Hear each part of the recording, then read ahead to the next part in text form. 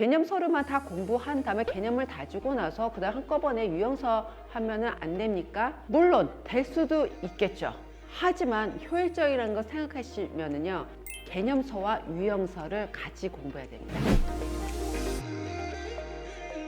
안녕하세요. 대치동 수학인 김현정입니다. 선행을 나갈 때 개념서로만 공부해도 되는가에 대해서 오늘 자세한 설명드리겠습니다. 오늘도 중요한 내용이기 때문에요. 끝까지 시청해 주시기 바라겠습니다. 어머니께서 이제 학생들 지도하시면서 가끔 잘못된 방향으로 가시는 경우가 좀 있습니다. 학생들하고 간혹 상담을 하게 되면은 학생한테 이런 걸 많이 묻습니다. 너 책 뭘로 공부했어? 그러면 학생이 대답을 합니다. 개념 원리와 센수하고 그 다음에 블랙랩을 했습니다. 그 다음에 뭐 기본 정석하고 센수하고를 했고요. 그 다음에는 블랙랩을 풀었습니다. 뭐 이런 말을 쭉 합니다. 자, 그런데 학생이 만약에 저는 개념 원리를만 공부를 했습니다. 이런 학생이 있고요. 또는 저는 센수학과 심화책 블랙라벨로만 공부를 했습니다. 두 가지 학생의 예를 보겠습니다. 그러면요, 시험을 안 봐도 결과는 뭐 빤합니다. 제가 이제 이런 말씀 드리면 그 상담하고 시험을 봤을 때 개념 원리로만 공부를 한 학생은요, 성적이 안 좋고요. 센수학과 블랙라벨로만 공부한 학생은 문제풀이 했을 때 식 내용이 뭔가 정리가 안 돼 있고요. 그렇게 다릅니다. 이 말은 뭐냐면 개념서는 개념서이고 유형서는 유형서입니다. 개념서하고 유형서의 역할은 완전히 다릅니다. 맨 처음에 선행 개념 진도를 나갈 때 당연히 개념서는 꼭 있어야 되는 겁니다. 개념 공부를 해야 되는 겁니다. 근데 개념 공부를 안 하고 문제집으로만 공부를 하면요, 개념 공부 안 됩니다. 그럼 어머니 또 이런 말씀 하세요. 문제집에 개념 설명이 돼 있습니다. 그걸로 선생님께서 설명을 하시고 하기 때문에 그것도 개념서에 해당되는 거 아닙니까? 라고 말씀을 하시는데 절대로 아닙니다. 유형서는 그냥 유형서입니다. 개념서가 아닙니다. 자, 제가 개념서를 좀 설명해 드리겠습니다. 모든 책이 어떻게 되어 있냐면 문제가 있고 해설이 그냥 동시에 나와 있습니다. 이건 개념원리 책이고, 자, 정석입니다. 정석도 본문을 보시면은요, 문제 있고요. 그 문제에 관한 풀이가 그냥 본문에 그냥 있습니다. 문제집 보겠습니다. 센수학 그 A스텝하고요, B스텝의 대표 유형 하나에서만 풀어도 수능 50점 받습니다. 자, 본문 풀이 있습니까? 없습니다. 이게 개념서와 유형서의 차이입니다. 이 책이 개념서인지 유형서인지 모르겠다 그러면은 본문을 보십시오.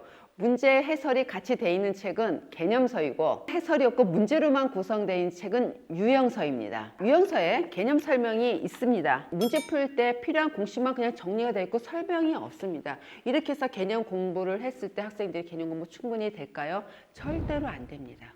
그래서 맨 처음에 공부할 때는 개념서로 공부하면서 개념에 관한 설명이 쭉 자세하게 돼 있고요. 성질에 대해서 증명이 다 있고 공식 있으면 증명이 다 있습니다. 그리고 개념서는 이 개념에 관한 문제들이 기본 문제에 있습니다.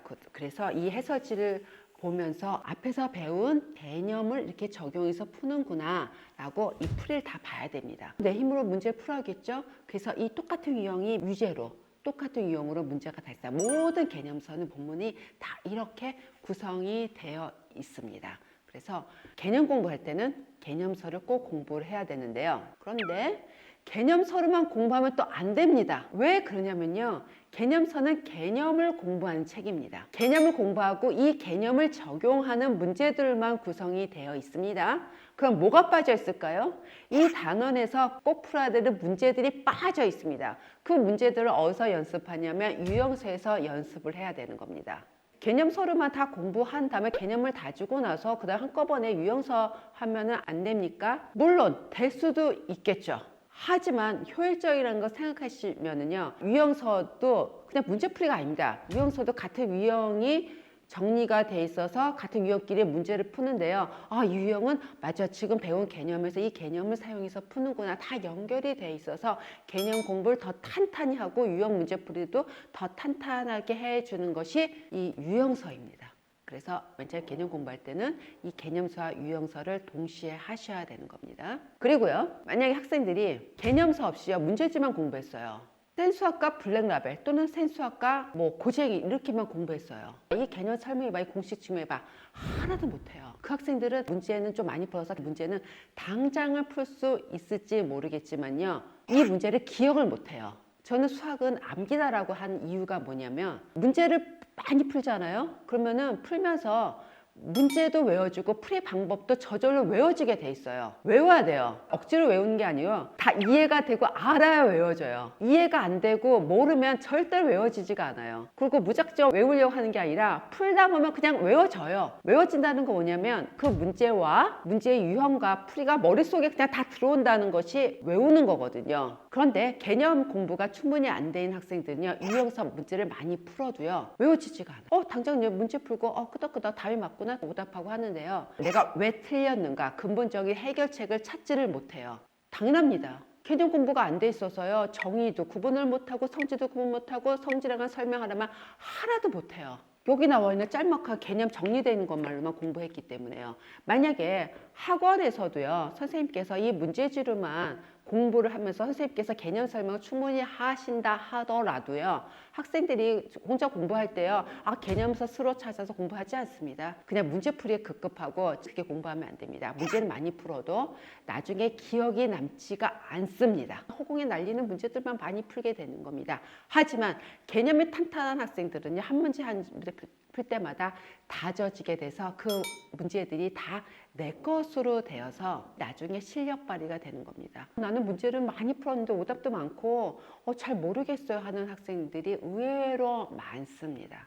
풀어도 확신이 없는 학생이 많이 있습니다. 네. 학교 시험 성적에 따라서 공부한 교재의 성취도가 거의 일치합니다.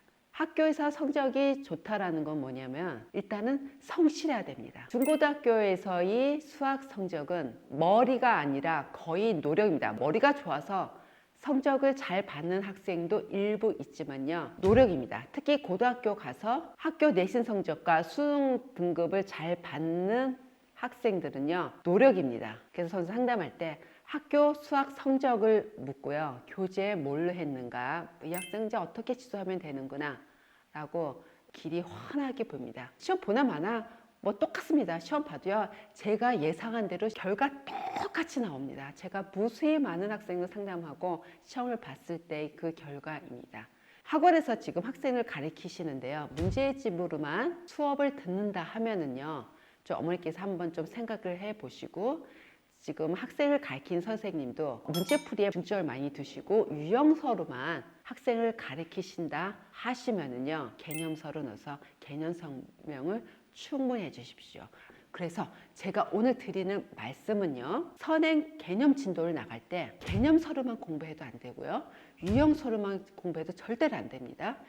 개념서와 유형서를 같이 공부해야 됩니다. 맨 처음에 개념을 한 다음에 그 다음에 심화하죠. 심화할 때 개념서가 필요 없을까요? 안 해도 될까요? 개념서가요, 당연히 필요합니다. 이 개념서는요, 언제까지 써야 되냐면 수능 보는 날 가는 아침까지 필요한 것이 이 개념서입니다. 선생님 보십시오. 정말 기본 개념에 관한 문제가 반이 나왔습니다. 그것뿐만 아니라 다른 어려운 문제 풀면 이 개념이 토석이 되는 겁니다.